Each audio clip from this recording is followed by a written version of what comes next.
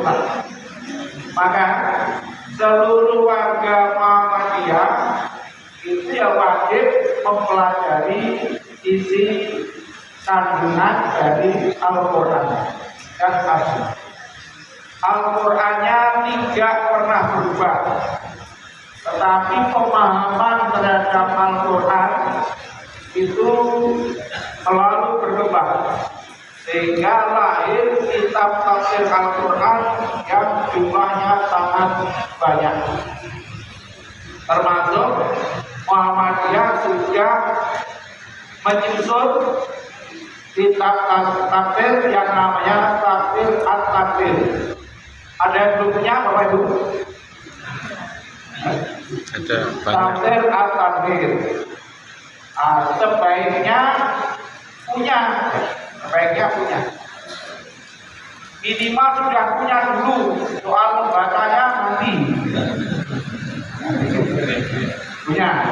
Ini sedang proses terus, baru tercetak 2 jilid 1 dan jilid 2. Rencananya nanti pada tahun 2027 harapannya sudah tersusun 30 juz. Ini harapannya, mudah-mudahan oke. Kemudian itu, maka sekali lagi kita tidak bisa tidak mempelajari Al-Quran, harus terus memahami dan mengamalkan. Muhammadiyah itu senantiasa ingin mewujudkan Al-Quran itu dalam kenyataan, tidak hanya dalam hafalan, tapi diamalkan. Hafalan yang baik, ya. Tapi yang lebih penting lagi adalah mengamalkan isi Al-Quran. Yang pertama. Dan yang kedua, pengertian agama. Apa agama itu? Maka kalau Muhammadiyah sudah punya sistem, punya manhaj, itu ketika kita menjelaskan agama itu apa, yang menurut apa yang sudah dirumuskan oleh Muhammadiyah. Ad-dinu huwa ma syara'allah ala lisani anbiya'ihi minal awamiri wan nawahi wal irsyadati li sholahil ibadi dunyahu wa ukhrahu. Agama adalah apa-apa yang disyariatkan oleh Allah melalui para nabinya, berupa perintah-perintah, larangan-larangan, dan petunjuk-petunjuk. Isi agama itu tertentu saja: perintah, larangan, petunjuk. Untuk apa agama itu? Lisolahil ibadi dunyahu wa ukhrahu, untuk kebaikan hidup manusia di dunia dan di akhirat. Kalau di akhirat kita belum tahu, karena kita masih hidup. Kalau pengen tahu ya silahkan meninggal dulu. Tapi di dunia ini sudah bisa dirasakan. Bapak, ibu, anak-anakku sudah beragama Islam berapa tahun?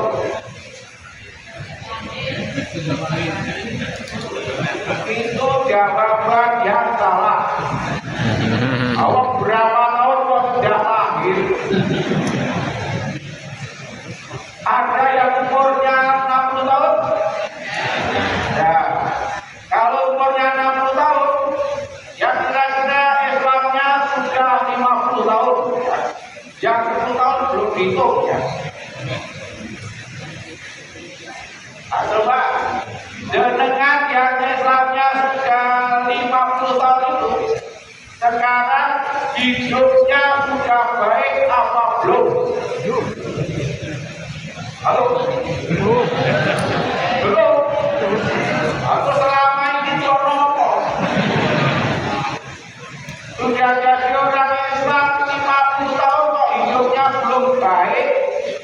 berarti ada yang tidak beres dalam beribadah. Kalau Al-Quran diamal, perintahnya diamalkan, larangannya ditinggalkan, petunjuknya diikuti, pasti hidup kita di dunia ini baik. Pertanyaannya, kok bisa mengatakan belum baik? Itu terus ukuran hidup baik itu apa? Tidak jelas loh. Pada dengan uang-uang di dorang itu. Hidup yang baik adalah hidup yang tidak jelek.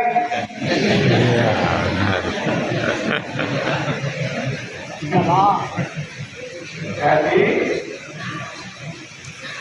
apa yang mesti kita usahakan supaya hidup kita baik? Ya, yang pertama asal tadi perintahnya dilaksanakan, larangannya ditinggalkan, petunjuknya diikuti, itu dijamin hidupnya baik. Tidak ada yang maksud baik. Tidak ada yang mau maksud baik. Ya, jadi itu. Yang masih merasa belum baik, remedial. Remedialnya apa? Diteliti perintah apa mana yang belum dilaksanakan, larangan apa mana yang masih ditekuni, petunjuk apa mana yang belum diikuti, diteliti terus. Kalau menurut surat An-Nahl ayat 97, ini ayat kebanggaannya Aisyah. Man amila sholihan min dzakarin aw untha wa huwa mu'minun falanuhyiyannahu hayatan thayyibah wa lanajziyannahu ajrahum bi ahsani ma kanu ya'malun. Barang siapa yang mengerjakan amal soleh dan dia dalam keadaan beriman, baik laki-laki maupun perempuan, maka dia akan mendapatkan kehidupan yang baik. Maka kalau amal solehnya benar, dilandasi keimanan, dia pasti mendapatkan kehidupan yang baik. Kalau merasa belum baik, berarti amal soleh dan imannya perlu ditingkatkan. Dan yang menarik di sini, baik laki-laki maupun perempuan. Jadi di dalam ajaran Islam, orang itu dinilai berdasarkan prestasinya, bukan jenis kelaminnya. Sehingga Al-Quran memberikan pelajaran kepada kita. Dalam keluarga itu, ada yang suaminya masuk surga, istrinya masuk neraka. Ada yang istrinya masuk neraka, suaminya masuk surga.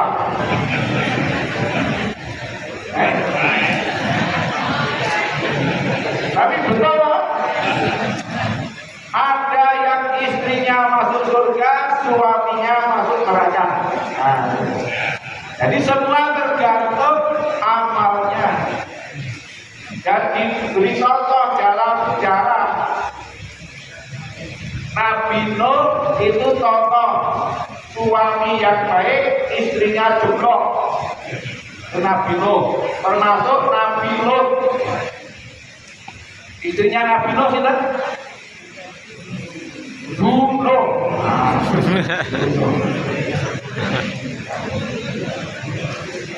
Fir'aun itu contoh yang sebaliknya. Istri sholihah, suaminya bejat. Dengan termasuk yang mana?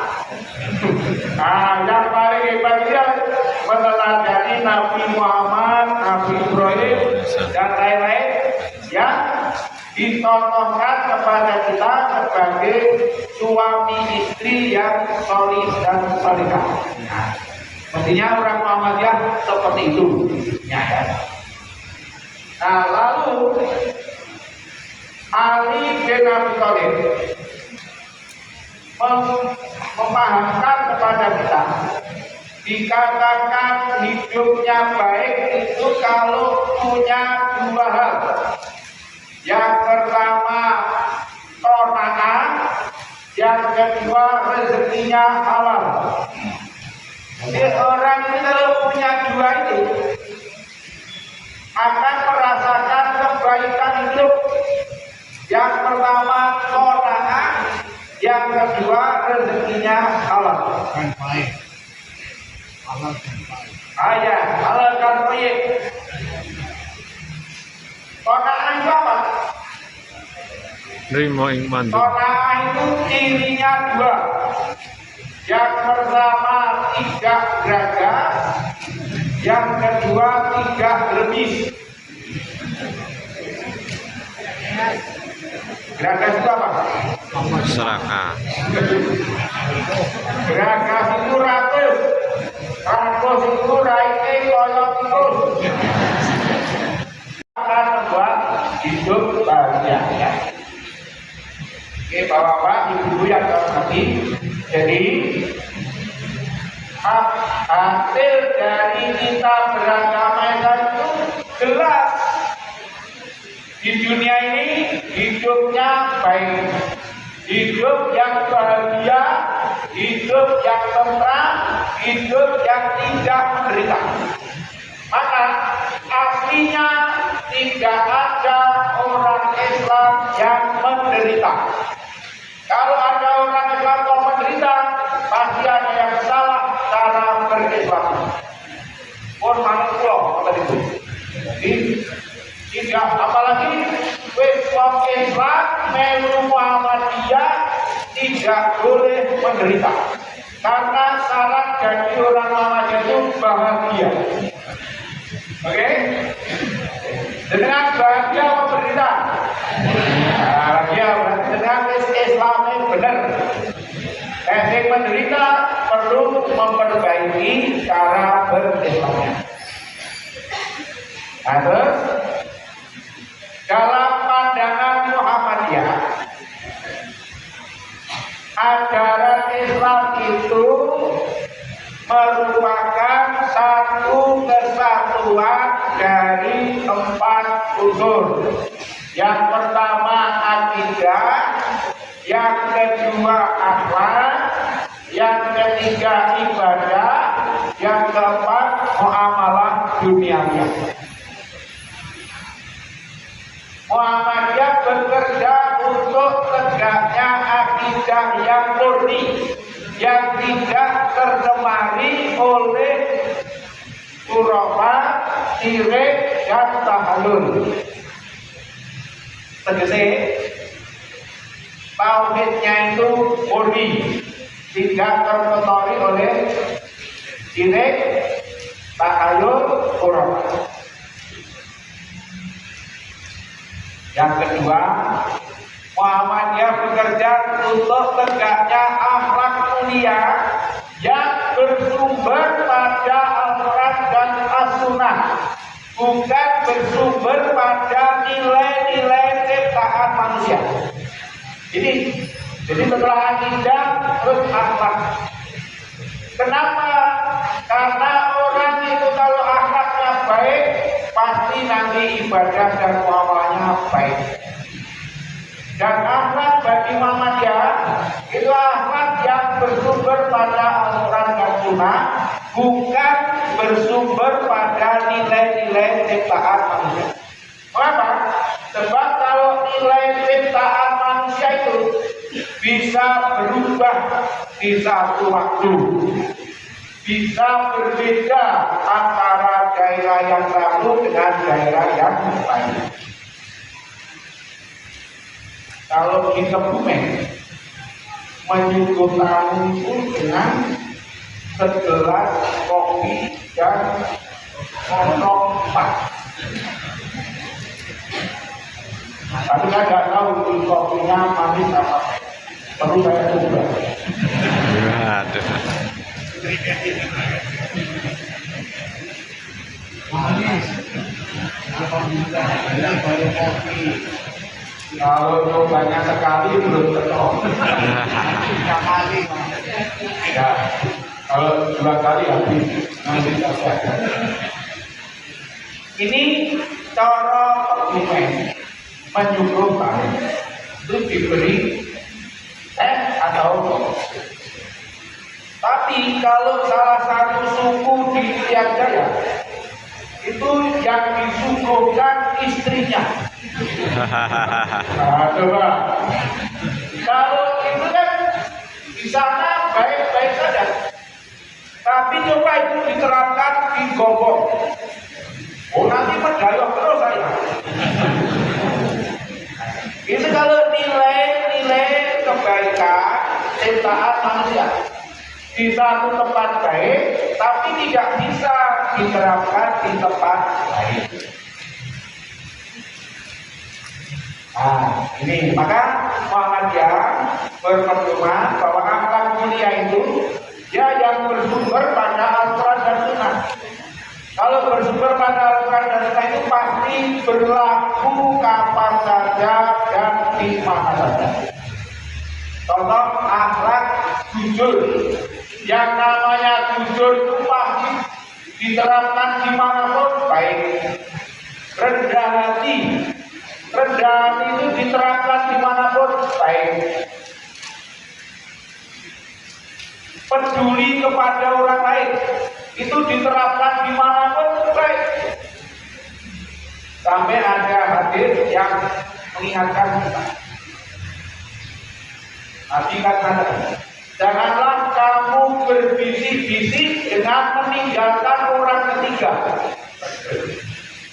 Berbisik-bisik dengan meninggalkan orang ketiga.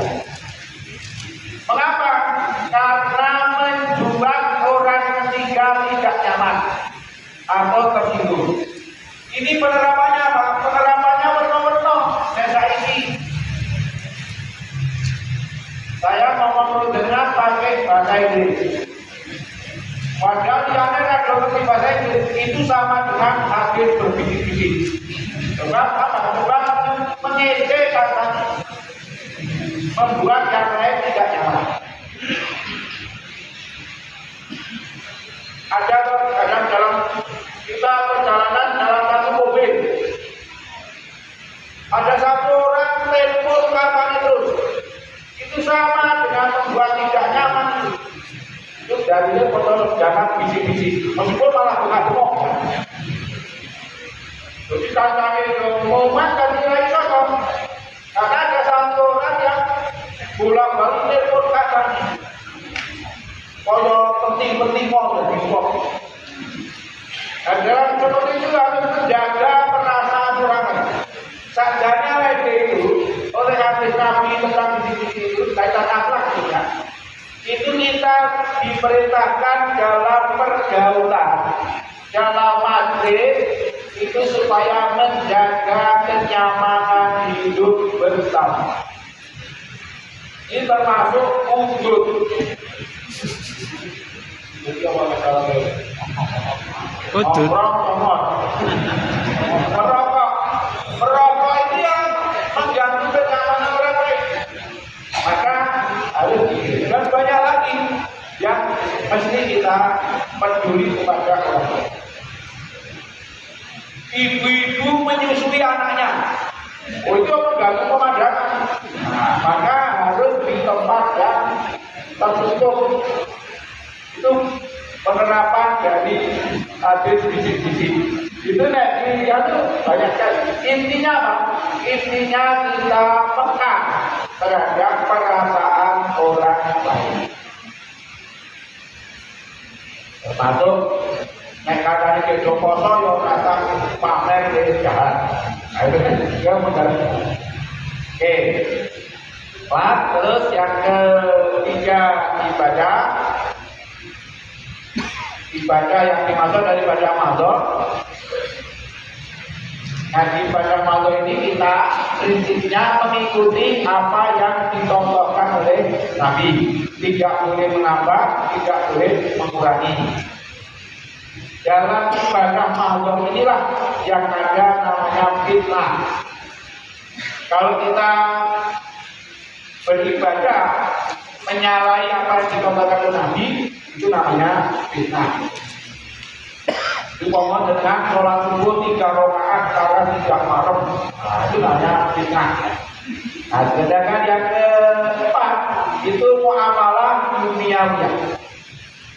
Muamalah duniawiyah itu menyangkut 2 hal.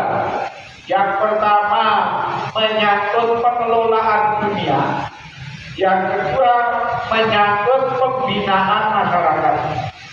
Nah, kalau muamalah duniawiyah ini sifatnya leluasa sesuai dengan perkembangan zaman. Kalau pengelolaan dunia itu adalah menjalankan tugas kekhalifahan, yakni menjadikan bumi ini nyaman ditempati oleh siapa saja. Kira-kira SMA Muhammadiyah itu nyaman tidak kita tempati. Orang lain masuk itu nyaman apa tidak? Kalau belum nyaman di tempat orang, berarti belum menjalankan tugas muamalah dunia. Kepada Allah terwujud dalam bentuk bagus ibadahnya, akhlak kepada sesama manusia terwujud dalam bentuk bagus muamalah duniawiyah. Inilah Islam yang dipahami oleh Muhammad. Kembali ke Imam Indonesia tadi. Yang kedua, Muhammadiyah punya SDM yang bagus. Umumnya SDM Muhammadiyah itu ya secara kualitas itu di atas rata-rata. Oh, yang baik-baik semua, keren-keren. Dan punya manajemen yang sudah tertata dengan baik. Ada struktur dari pusat, wilayah, daerah, ranting, cabang, ranting, dan seterusnya. Ini punya kelebihan yang seperti ini. Kalau ada yayasan tertentu, konflik bubar, karena tidak ada induk yang melindunginya. Tapi serumit apapun masalah di Muhammadiyah itu pasti ada penyelesaiannya. Karena ini ada induknya namanya pimpinan pusat Muhammadiyah.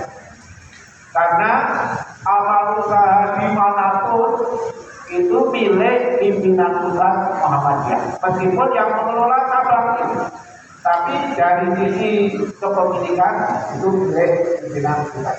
Sehingga kita akan selalu aman. Nah, oleh karena itu Muhammadiyah selalu mengedepankan musyawarah. Kalau sampai ada orang ada masalah, ada orang yang tidak mau diajak musyawarah, itu pasti karena ada sesuatu perilaku yang tidak bisa dijelaskan. Itu sering ada yang. Tapi kalau semuanya itu jujur-jujur saja, pasti musyawarah itu bisa menyelesaikan. Dan musyawarah di Muhammadiyah itu tidak untuk mencari kemenangan, tetapi untuk mencari kebenaran. Karena ayatnya jelas. Dalam surat apa? An-Surah 38.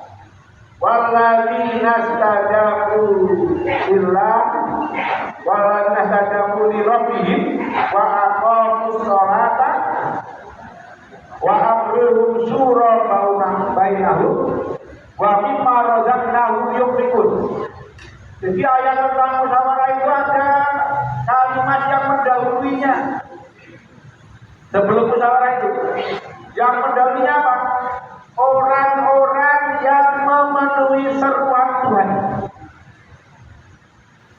yang mendirikan salat dan urusan mereka diselesaikan dengan musyawarah, dan mereka menginfakkan apa yang Allah berikan kepada mereka.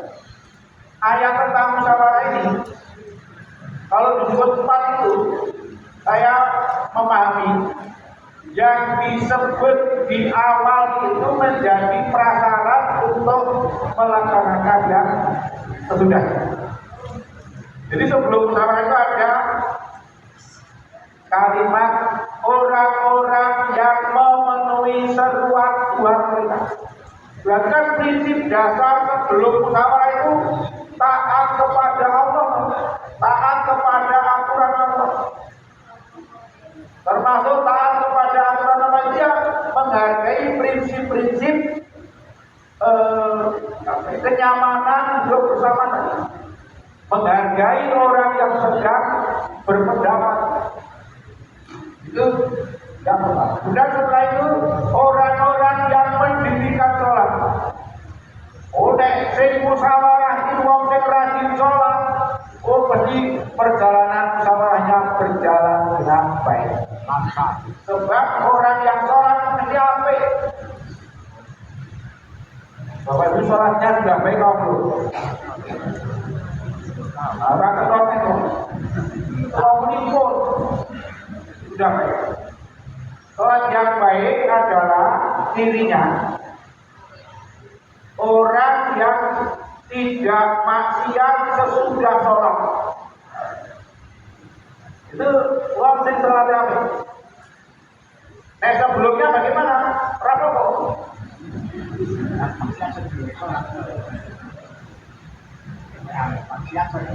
Ya, tetapi sebelum sholat zuhur adalah setelah sholat subuh. Jadi segera setelah sholat subuh. Sebelum sholat asar adalah setelah sholat subuh. Sebelum sholat subuh adalah setelah sholat isya. Kira-kira kalau dengan prinsip seperti itu, uang Islam sing sholat itu bermaksiat apa tidak? Tidak. Tidak. Berarti nek wong wis sholat dek kok bermaksiat, kuwi wong sing gurung rudeng. Karena Jumat pertama tahun 2025 tidak hadir di Masjid Al-Fatih.